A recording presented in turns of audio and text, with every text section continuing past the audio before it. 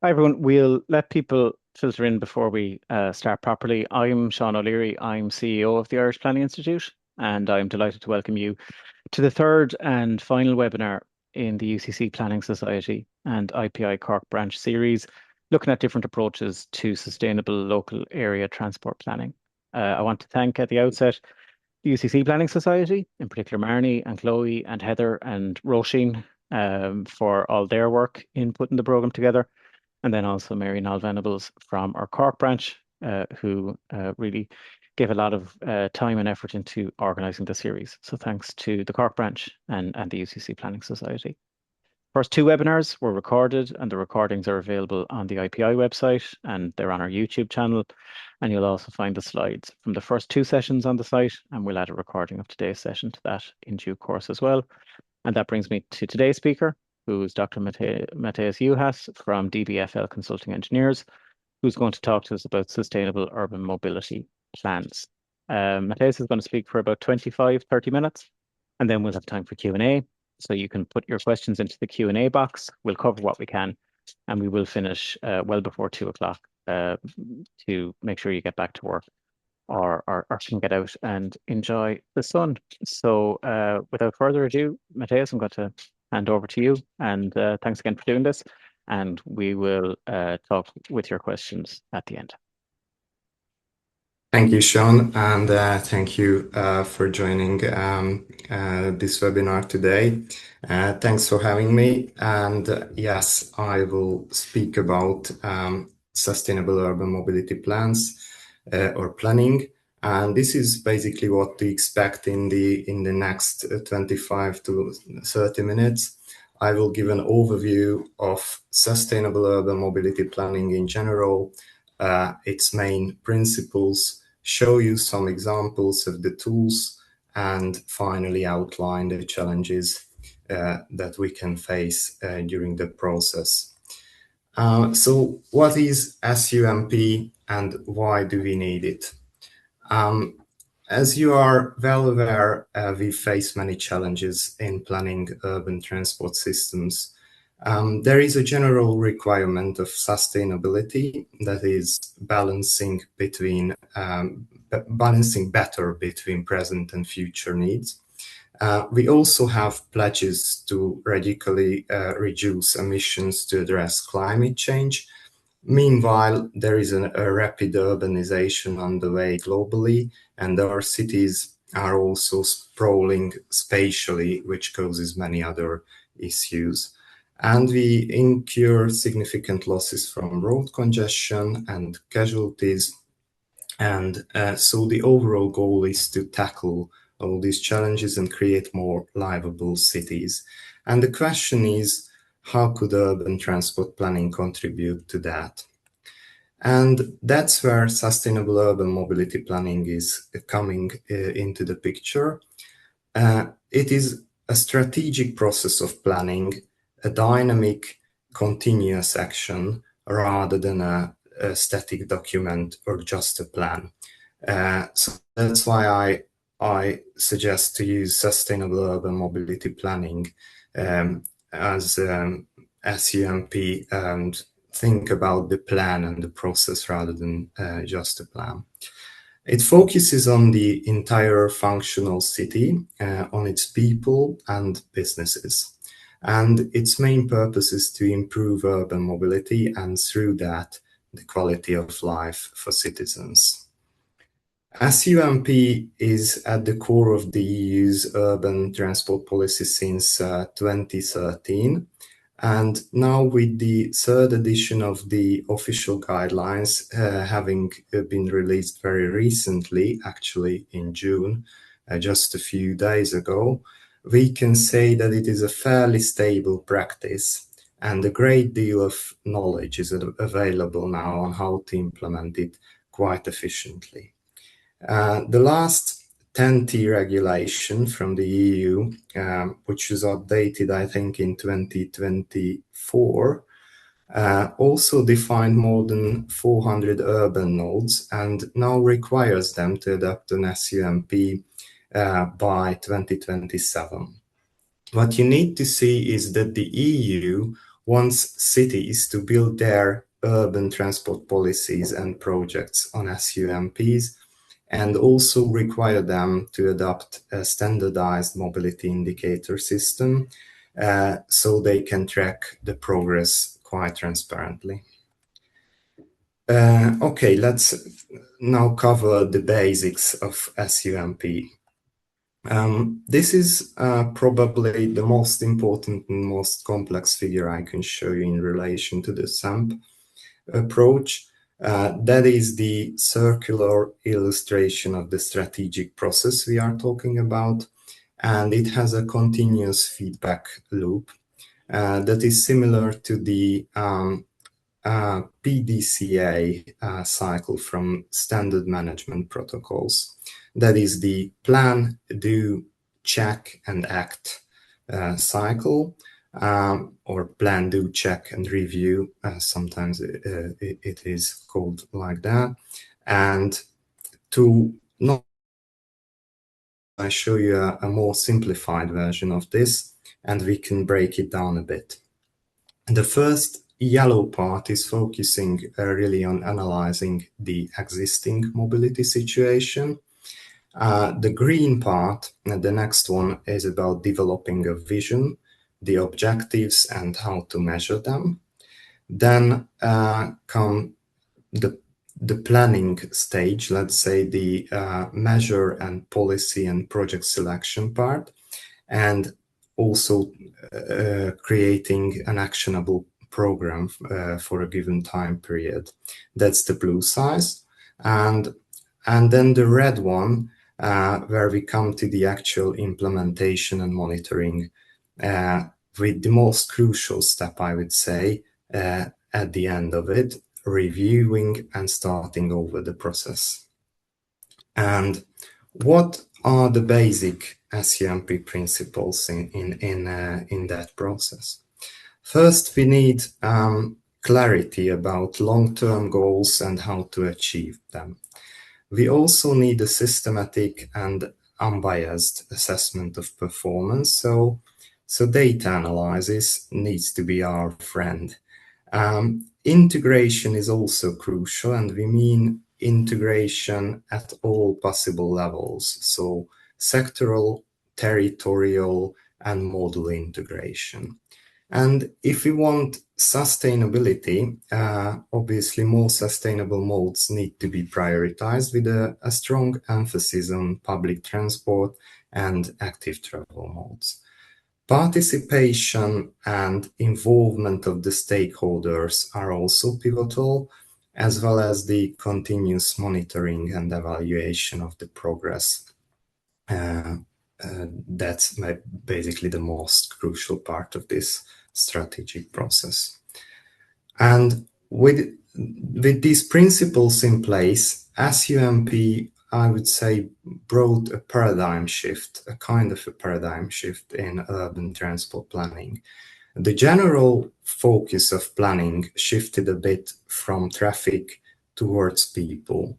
And that's why we use the word mobility instead of transport. So mobility planning instead of transport planning.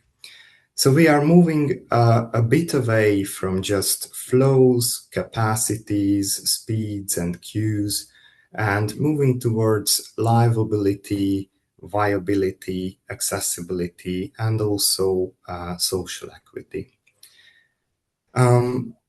Also, we view mobility planning more like service planning, not just, it shouldn't be just about fulfilling operational requirements. Plus, we plan for the entire functional city and strive for an interdisciplinary approach rather than rigidly just navigating within administrative and sectoral boundaries.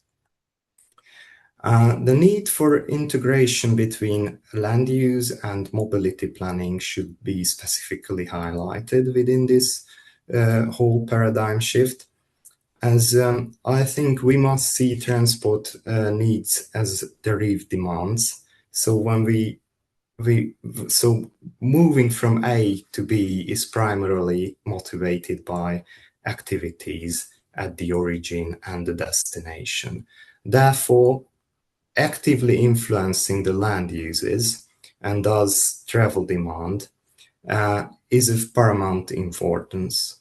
And in this attempt, we first aim to reduce the overall travel demand.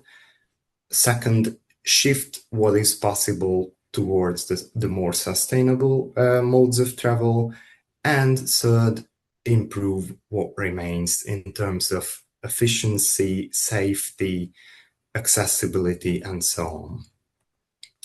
And as an example, I shall mention the 15-minute city principle, though it has become a kind of a victim of conspiracy theories, I know that, but I still think it grasps the importance of neighborhood-based diverse land use planning in which active travel is the primary mode of travel within the neighborhood and between neighborhoods.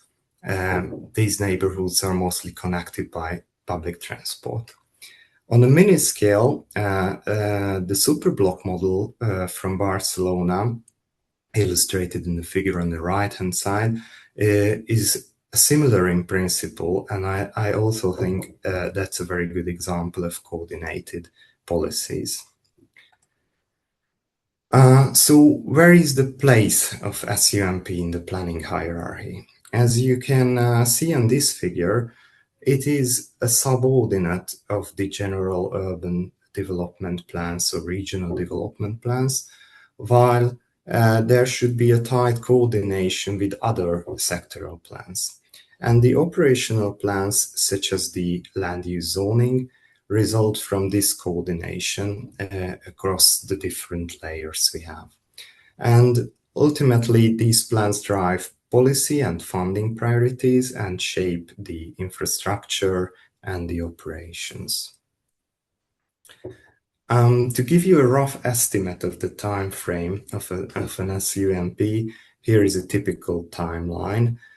Obviously, it's very case and context specific, but 1 to 2 years is the usual time needed to adopt a full SUMP for, I think, a general urban node in the European context. And now I would like to move on to the more practical stuff and examples. Most of them are from the SUMP of Budapest, which is the capital of Hungary and my hometown, as that is my most genuine source, having worked on it for years. First of all, here is an example of the hierarchy of objectives in an SUMP. On the right-hand side, you can see the objectives of the SUMP of Budapest, which is in a matrix format. There are 3 strategic objectives vertically, and under them there are 11 operational objectives grouped into 4 intervention areas horizontally. The first strategic objective, so the first column, is primarily about the integration between transport and land use, so creating public spaces and improving their quality. The second one is about integration within the transport system, so basically improvements within the transport sector. And third, about regional and institutional integration. And the 4 intervention areas are, or the roles are a network connection, that's the first one, so basically infrastructure. The second one, vehicles. Third is services, and the fourth is governance. And that was the structure we put together for a big metropolitan city, and that's how we handled all of the requirements. Just a few ideas on how you can do data-driven analysis of the current mobility situation. As you can see on the left, one can assess, for example, the prevailing transport spending profile. So you can compare where the money went or goes, and you can compare that with the existing priorities. Or on the right-hand side, there is an exciting recent metric that is the car dependency index, and that's, I think, a good example that you can compare the competitiveness of the main transport modes. So that's also a very good data-driven analysis technique.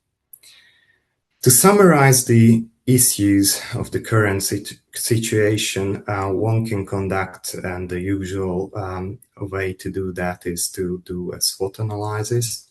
But you can also assess the interrelations and the underlying causes of the problems and group them together and see whether it can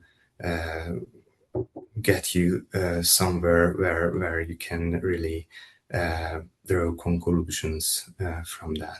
We did the latter analysis in Budapest and illustrated them in this way. As you can see, that was some kind of problem tree we created. Regarding the participatory approach to the SUMP, which is again a very crucial part, the main idea is quite similarly to Maslow's hierarchy of needs, as illustrated on the left, is to go beyond previous practice and not just treat users and potential users of transport services as passengers or even customers, but treat them more like as partners in planning with a real active involvement. There are many tools. Some of them are illustrated on the right, from surveying to workshops and focus groups and crowdsourcing that you can use at different stages of the SUMP process. The guidelines, the official guidelines, are full of practical examples, so you can really learn from these case studies and from the practices of different cities. Here you can see some examples of the phasing of these public involvements and consultations, most of which contain stakeholder roundtables and public debates. And as you can see, different solutions are possible in phasing these activities, and there can be many good ones. So there is no unique solution to this program. Regarding the measure and project selection, there is quite a streamlined process for drafting a long list of measures or projects, narrowing them down to a sort list, and creating an actionable plan in the end. The assessment is always context specific, and obviously data availability could be quite different for different cities. There is therefore a high degree of flexibility in terms of the applied appraisal methods. However, I must stress that the importance of the systematic and quantitative assessments to ensure well-informed decisions. The usual methods applied are usually multi-criteria analysis and cost-benefit analysis based mostly on transport modeling results and forecasts. In Budapest, we used the following methods to select projects. We had different types of projects. Some of them were rankable ones, so the ones that we wanted to rank, and there were non-rankable projects like operational tasks or project ideas that were in their very early stages, and also ongoing or decided projects. We conducted a so-called fit assessment to assess the contribution of the given project to the defined policies of the SUMP. There were environmental assessments, multi-criteria assessments focusing mainly on the utility of the social utility of these projects, and we had feasibility scorings focusing mostly on the actual technical feasibility of these projects. And finally, we analyzed the synergies between the projects, and from these we created a complex score and corresponding ranking, which served as the basis for phasing and the creation of the program, subject to different funding scenarios and opportunities. And this is just an example and as an illustration of the phasing across the different project types. We created the plan in 2018 with the horizon year of 2030, and we had 2 phases, each 5 to 6 years long. So that's quite a typical time frame of an SUMP.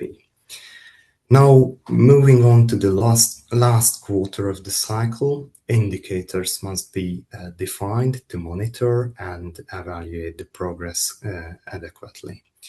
There is now a predefined sustainable urban mobility indicator set defined by the guidelines with core and non-core indicators covering the following topics, mainly public transport quality, environmental issues, safety, delays, multimodality, active travel, public spaces, and travel time. And based on these sustainable urban mobility indicators, each city can customize its indicators as the framework provides some flexibility in that regard. For instance, in Budapest, in addition to the core and the complementary indicators, we use the so-called index of progress that measures the implementation of the SUMP policies. And also there is a mobility reporting processes in place and built around these indicators with reports published annually. And there can be many other complementary indicators you can use. You can use background indicators as well, measuring the demographic process behind the mobility landscape and so on. So the possibilities are nearly endless in that regard.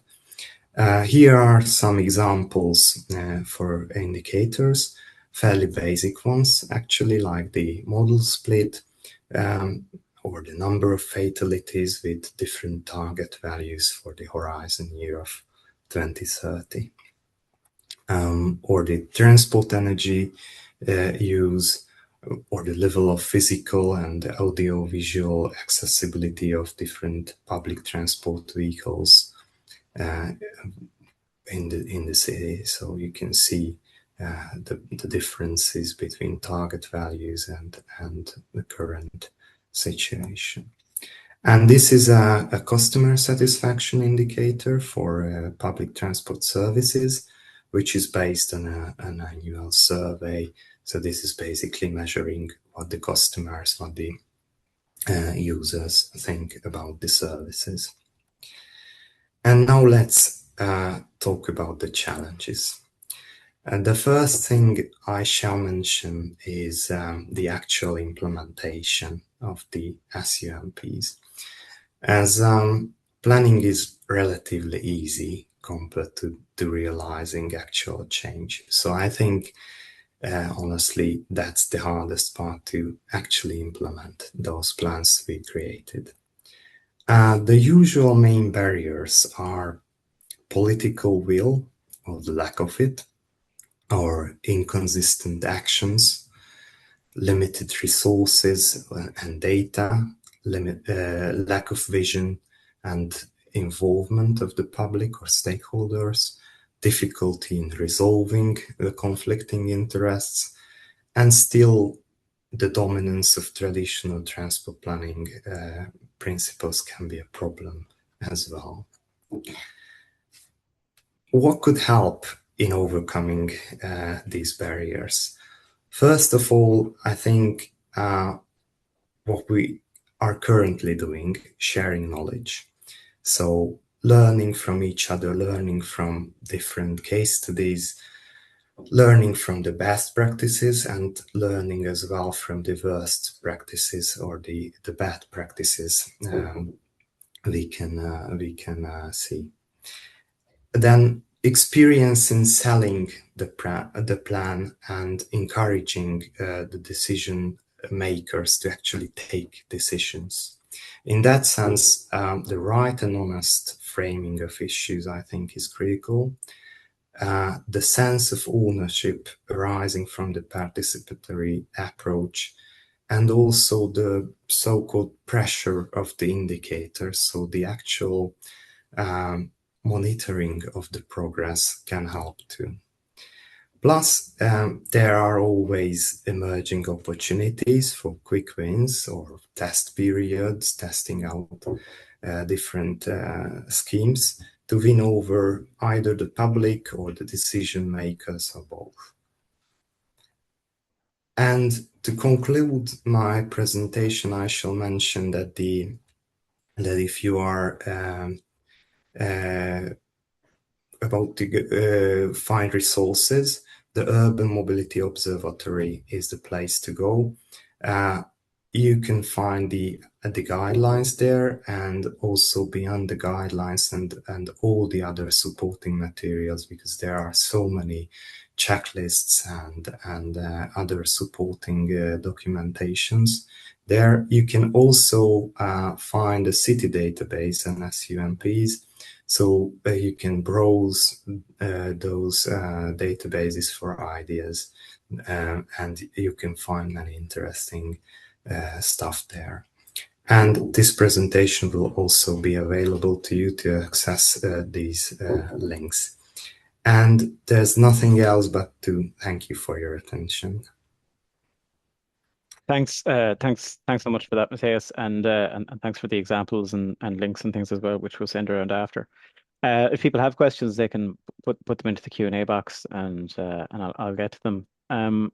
Just one thing that struck me, Matthias, that you might want to that I'd be interested in is you were talking about the 15-minute city and some resistance to that and things like that. But can you talk a little about your experience maybe of that public engagement piece and maybe reaching hard to reach communities, or what sort of issues are typically being raised in the urban mobility planning process? And look, we've seen some of the examples of this in terms of issues around bus connects or resistance to even proposed kind of light rail lines and things like that. But yeah, from the SUM process, can you just talk more maybe about that public consultation piece, some of the issues that have emerged, and the sorts of things that you were being expected to engage with? Yes, I think the participation process is mostly, I think, the most critical part in the process, because it's not easy, to really hear what the public thinks, and they have, I think, many conflicting interests. So it's not easy to manage those expectations and all the issues they can raise. In the example of Budapest, I think what we encountered was really a huge resistance first to mobility, so model split targets, I would say. That was so there was a plan to radically calm the traffic within the city center and in the historic urban areas. And when you try to plan this one, the public would like to see, okay, how manageable is this, and it's not easy to keep the plan radical enough to fulfill requirements like achieving the targets we set in terms of environmental issues, and also keeping the public happy that they could actually manage their everyday life in the city, and we won't cause too much congestion, or we won't cause the economic activities any harm. So in that regard, I think that was that is the most crucial issue you can face, especially in terms of traffic calming issues. Can you? And to answer your question in terms of the practical tools, I think what I usually see is that there is some kind of surveying before you draft the plan. Try to sample what the public think about the different aims and the different policies. Then there is usually a draft plan and a public debate on that. And the usual practice is to finalize the plan after these debates. It's usually not one round, but several rounds.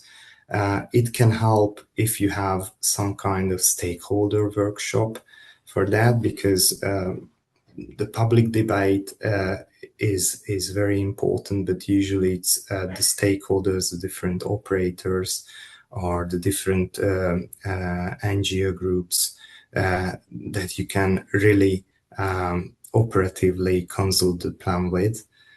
So I think these kind of forums must be first created and then maintained on a regular basis. You can meet them and discuss all the projects and the progress you've made, and that can really help, and they can feel that the planning process and the plan is really theirs as well, and they can have that sense of ownership.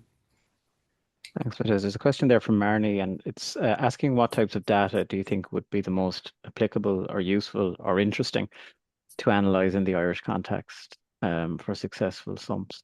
And I'd maybe ask my own second part of that. So is there data that you've found available in other jurisdictions like Budapest or elsewhere that we're not collecting here that you think it would be useful to collect, or that we need to start collecting? And so yeah, I guess two parts. What sort of data do you need for a successful SUMP? And then also, is there stuff that maybe is available in other jurisdictions that you think we need to start collecting here? Yeah, data availability is again a very critical part. I think the most important is to know. So the more we know about how people travel and about their traveling habits, modal split, how they choose between the different destinations, between the modes, and how they behave and why. That's I think the most crucial data we can have, and the more we know about this, the better. And in terms of the planning, I think every city and every country in Europe and all around the world is struggling with this, that they don't have enough data. And it's usually very expensive to acquire such data. So doing stated preference surveys, or even better, try to collect revealed preferences in terms of the travel behavior. It's not easy, and we have very restricted data on that. Usually just a survey, and then for 5 years you have nothing, and a lot of change is happening behind. So that can be crucial. And I would say, in terms of the data, the disaggregation of the data is also very important. So usually we have some data, but it's not on the scale that we can really use it for the purposes we would like to have. So that's another important one. Yeah.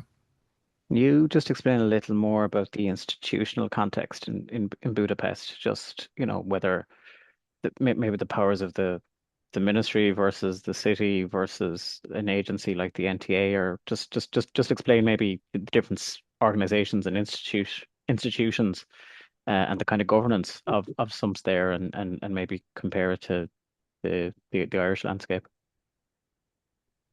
Yeah, it's quite complex, and at the moment there are a lot of changes in Hungary, political changes and governmental reforms are about to happen. So, but what I can say generally is that there is and there was a usual conflict of central government, a central development, so centralized developments and the localized ones. So there is always a conflict between um, solving problems locally and handling the local interests versus solving the regional or the national interests. So that's basically a conflict to handle, and as well, I think the regional and institutional cooperation and I would say the lack of experience in that um, was also a big issue. So when you have a city with all the administrative stuff and you have a region and the region have less control and power in terms of political leadership and administratively they are also mostly weak institutions. At least in Hungary, I can say that. And I think when you try to coordinate between them, it's usually the region uh, as it is weaker.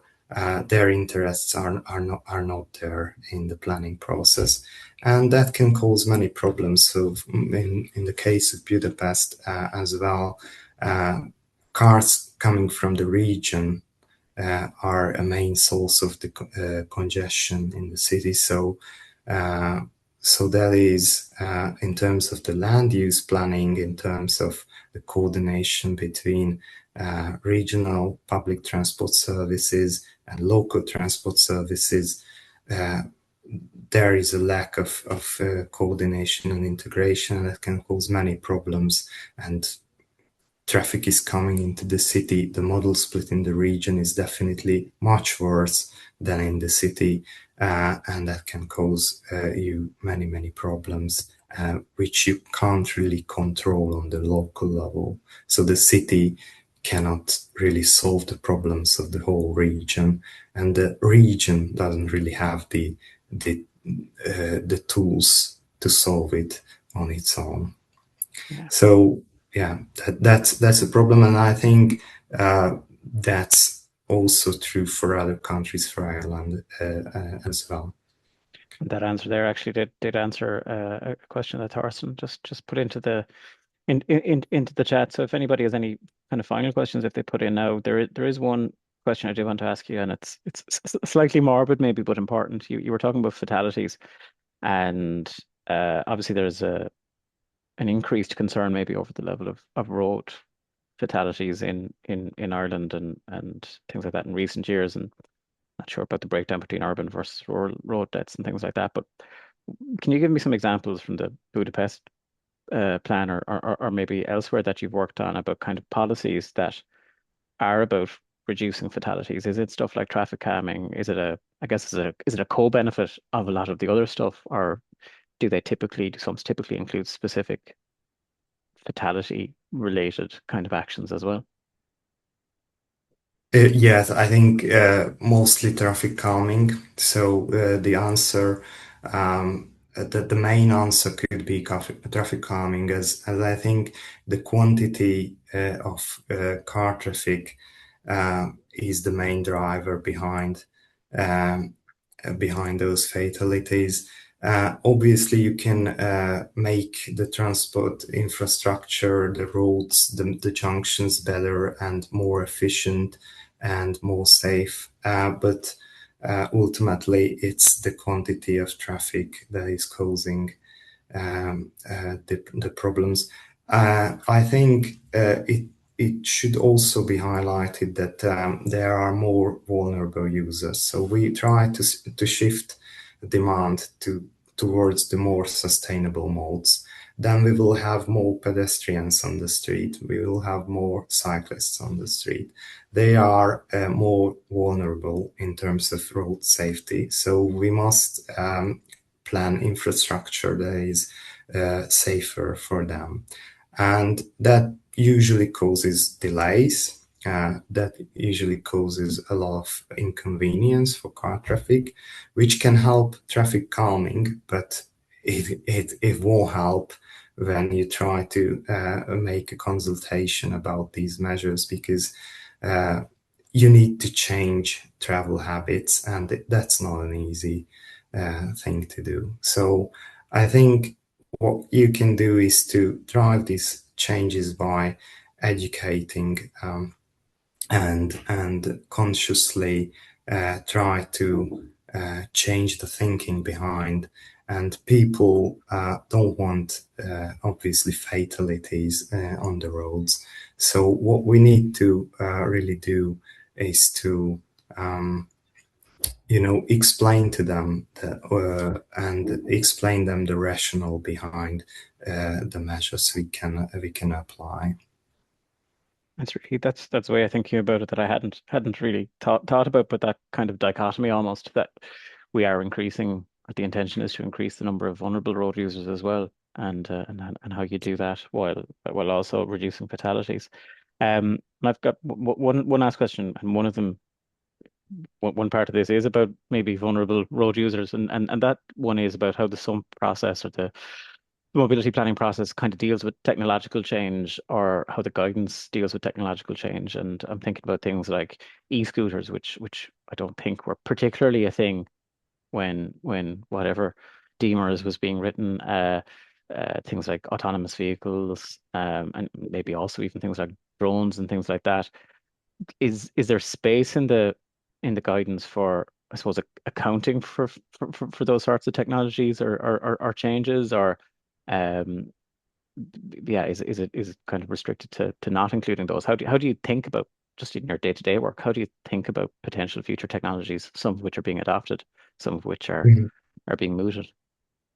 Yes, I think as you have seen, there are those revisions of the guidelines. I think most of the revisions are down to emerging technologies and changes which happened in the last few years. So obviously, COVID and remote working was a change.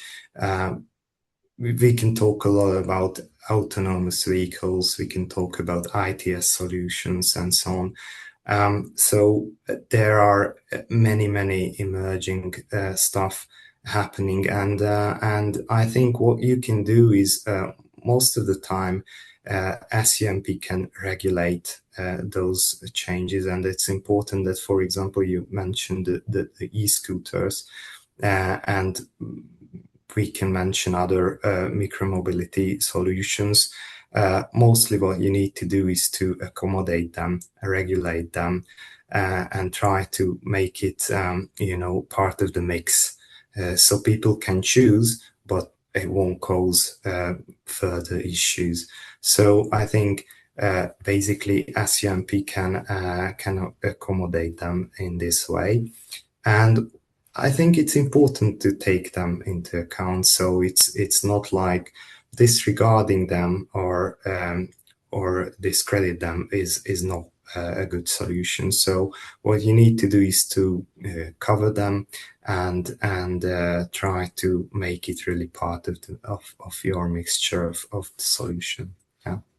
Yeah, that's great. Thanks to everybody for their questions. Thanks for attending. Thanks to you, of course, Matthias, for your time and your expertise. I want to finally just thank the UCC Planning Society and the Cork branch of the Irish Planning Institute for their work in organising the series. We'll have another webinar in July, which is on planning reform, which will open up for booking shortly. Our autumn conference on the 1st of October will open for booking shortly. And we will have a range of in-person events and online events across the rest of the year. So keep an eye on the website, and we'll circulate this presentation as well in due course. And Matthias, thanks again for your time and your expertise. Best of luck, and look, we'll see everybody again soon. Thank you. See you.